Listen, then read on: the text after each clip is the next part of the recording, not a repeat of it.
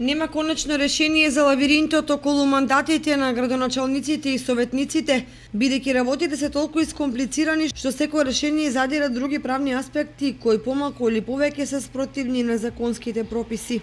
Официјално на полноќ им истече мандатот на градоначалниците кои денеска се појавија на работа, но без право на подпис, бидејќи статусот правно не им е дефиниран.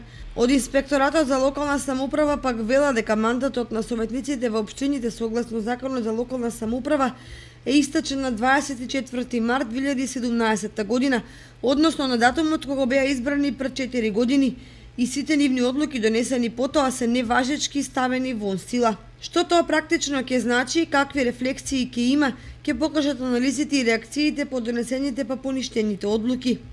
Но за Државниот инспекторат за локална самоуправа е пресудно тоа што никаква евентуална законска измена од собранието не може да има ретроактивно дејство. Од овој инспекторат со објаснување дека мандатот на градоначалниците трае се до крајот на годината, односно до 31.12.2017 година.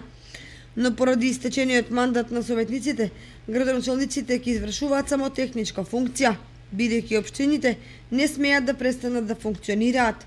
Сепак најзагрижени се малите општини како Зрновци, Чешинево, Облешево, Карвинци и другите, каде стопанските и економските текови се тесно поврзани и зависни од функционирањето на единиците на локалната самоуправа.